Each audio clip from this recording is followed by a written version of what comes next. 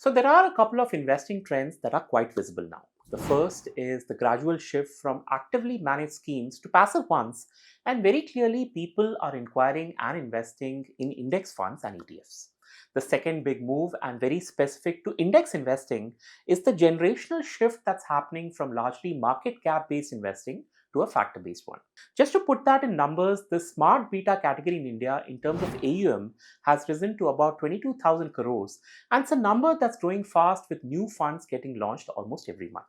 Now, I already have a few videos around this topic, and my focus in today's video will be to identify specific occasions when one can use smart beta indices to not just make better returns, but to also improve diversification and reduce portfolio risk. In this context, we shall be examining each of the 5 primary factors for certain pockets of opportunity, and if you have any interest in index investing, then I'm sure you'll find this video very useful. Let's begin.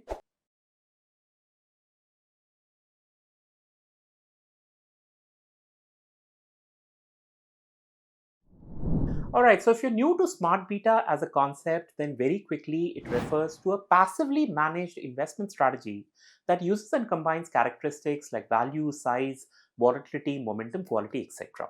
The etc. word is rather important because although we'll be looking at only 5 factors in this video, there are over 100 factors to choose from, which include standard variables like profitability and sales growth, and also some unusual ones like sentiment analysis, cyber security, human capital, and even social media influence. So these are essentially everything other than market capitalization, which is the conventional purane zamane wala way of selecting stocks.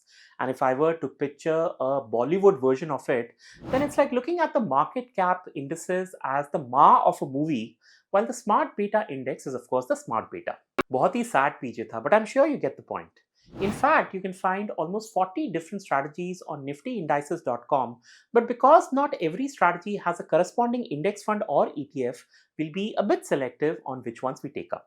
Actually, because the previous video, the IPL, the Index Premier League, was on index funds, I'm dedicating this one to ETFs, and as the investable universe is only about 25 smart beta ETFs, those are the ones we are going to be working with. So please don't write in the comments that I missed this particular index or that index. I won't be able to cover everything here, but I'll cover 80-90% of it, which is a lot higher than the number of AMCs that participate in the smart beta category. In fact, it's just a few fund houses: HDFC, Motilal Oswal, ICICI Prudential, which has the most number of ETFs in the space. Then there's Mirai Asset, Kotak, maybe a couple more, but that's it. So थोड़े limitations हैं, but still there's a lot to go with. And that being said, let's start with the first of our smart beta categories, which is alpha. Okay, so the term alpha is the more common way of referring to something called the Jensen's measure, which, as you might have guessed it, is attributed to the American economist Michael Jensen, who developed this metric in the late 1960s to evaluate mutual fund managers.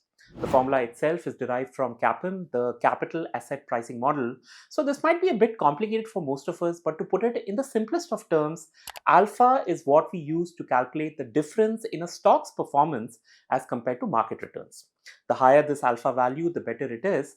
And in terms of indices, we have 3 options to go with. There's the Nifty 50 ETF, which is a portfolio of 50 stocks with high alphas over the last 1 year that is picked passively from the top 300 companies. Then there's the recently launched Nifty 200 Alpha 30 fund, which picks 30 stocks from within the Nifty 200. And there's also a Nifty Alpha Low Volatility 30 ETF, which was India's first multi-factor ETF when it was launched by ICICI Prudential in 2020. And it uses a combination of 2 factors, alpha and low volatility, with the dual aim of providing growth and stability to the investor. You can read more on these indices in the links I've provided in this video's description. But for now, let's look at how these 3 have performed over the years. Okay, firstly, on a trailing basis, the 2 single factor indices have done exceptionally well. And frankly, there isn't much to choose from between the 2 in terms of performance. Both have beaten the broader indices like the Nifty 200 and Nifty 500 quite handsomely, most times by 10% or more, but it's this index in the middle that needs a little more examination. So the Nifty Alpha Low Vol 30 index is somewhere between Ma and Beta as it tries to build a balance between performance, volatility, and downside protection. In fact, let's examine the same data on an yearly basis. And the thing about Jensen's alpha is that when it does well, it does really well. And one can see evidence of that in 2007, 2015, 17, 21, 23, and the first half of 2024. In the rest of the years, the performance has been more or less around what the market cap indices have delivered, with of course some really bad years in 2008, 16, 18, and 2022. Interestingly, if the Alpha 50 index does well in one year, the next year seems to be a disappointment. Look at this. 2007 was good, but 2008 was bad. The same thing happened in 2009 and 2010, again in 12 and 13, 14 and 15, 2017 and 18. 2021 was an exception to this, but then we see this pattern again in 2021 and 2022. Of course, this is just an observation. There's no scientific metric here, but there does seem to be some mean reversion going on. So if you want to play this tactically, then invest in the Alpha 50 when it has had a bad year and exit the index after that one prosperous year. In that context, and this is strictly my point of view, but this year 2024 doesn't seem to be the right time to be investing in a purely alpha-based index, as it has had a massive run-up since the beginning of 2023, which is a signal, at least for me, that it is time to be cautious and to not put any lump sum money. But of course, you can play the long game as well, and a 20% plus compounding over the long run is a good enough reason for us to do our SIPs in an alpha factor index. But if you're someone who doesn't like these wild swings and is still looking for above average performance, then the Nifty Alpha Low Volatility 30 index also seems like a good option. It has much stronger downside protection when compared to the other four indices. And if you've already made up your mind कि भाई हम तो single factor alpha ही लेंगे, then think again, because when I populated the numbers from 2007 onwards, so 17 and a half years, the Nifty Alpha Low Vol 30's performance not only came close to the Alpha 50, but it actually was above the Nifty 200 Alpha 30, which means this combination of two factors was rather successful in not only delivering similar returns, but it was able to do so by taking a lower level of risk. So this is definitely something for you to think about, but my primary premise is still valid. That is, all three alpha indices, all three smart betas have sufficiently proven to us that they deliver better returns as against the market cap indices. And if you want more proof of that, then please look at this ranking table where I have ranked all 5 indices, and the Nifty 200 and the Nifty 500 could achieve a ranking of 1 only once in the last 18 years.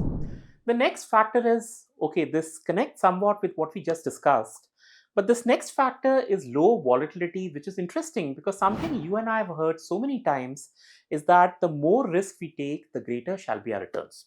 In that context, low volatility must mean low returns, right? Well, not exactly, because when I examined the available ETF, the Nifty 100 Low Volatility 30, and when I compared it with the Nifty 100, the low vol index did a lot better on a trailing basis. Why? Well, this premise that a low risk portfolio could potentially outperform a high risk one gained much of its popularity after the 2008 global financial crisis, as investors started developing a preference for defensive, less volatile stocks. Likewise, different studies have endorsed this hypothesis, but I must mention this difference has not been very sharp in the last 10 odd years. And that's probably because the low vol index is generally expected to do well in bear markets, as it did in the 2008 to 2011 period when safety and valuations were respected and more sought after by investors. So how do we look at this? Well, one simple argument is to simply opt for a low volatility large cap index, which gives better performance and has lower risk than going for something like the Nifty 50 or Nifty 100, which doesn't do as well and is a lot more volatile. If you are a predominantly large cap investor, then this is surely something for you to think about. Or maybe people are already thinking of it because the low volatility factor is the single biggest category among strategy-based ETFs and index funds. Definitely something for all of us to think about. Okay, let's move on to value, and it's a factor that's based on the idea that companies with a lower valuation tends to generate high returns. But what does one really mean by value? Well, there's no accounting metric called value, and therefore a value factor uses a number of variables like the P ratio, the PB ratio, price to sales, dividend yield, the buyback history, etc. Now, amongst ETFs, there are a couple of value-based smart beta options. The first is the S&P BSE Value Index that uses a combination of book value, price, earnings, and sales to arrive at a value score, which is then applied over the BSE Large Mid-Cap Index, while the second variant is the Nifty 50 Value 20 Index that assigns weights and ranks companies on the basis of their return on capital employed, their P ratio, the price to book ratio, and the dividend yield, which means the value index is a sort of an antithesis to more growth oriented factors like alpha, momentum, and also our standard market cap based indices. When we see this over the years, one notices that the Nifty 50 Value 20 Index has outperformed its market cap based cousin in most years, but if one observes closely, the differences in performance hasn't been all that different. 2011, 12, 13, 2014, 15, definitely 16, 17. I mean, the performance numbers have been super tight, with the exception of maybe 2020, 21, and 23, when the value factor was more dominant.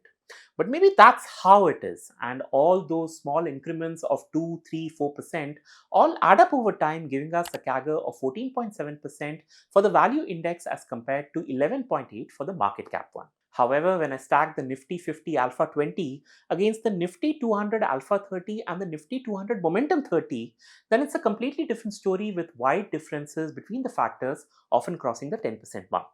It's this weak correlation between value and momentum that prompted me to create that video on my 2 lifetime funds, and thank you so much for your appreciation for that. I know there were quite a few who are using this knowledge and are doing well on the performance front. Which brings us to the question, when should one invest in value factor based indices? Well, it's a tough question to answer given that the entire period starting from 2008, with its high liquidity, low interest rates, the rise of tech companies, liberal monetary policy, etc., has led to a lot of growth stocks and growth indices performing way better than their value counterparts. But then the cycles do turn, and when they turn, it's for a decent period of 7 to 8 years, so that's something one should watch out for.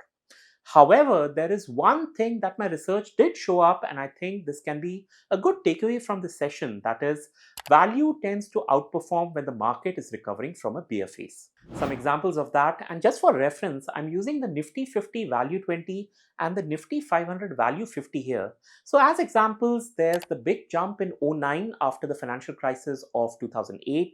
2017 was a great year for value after a not so great 2016.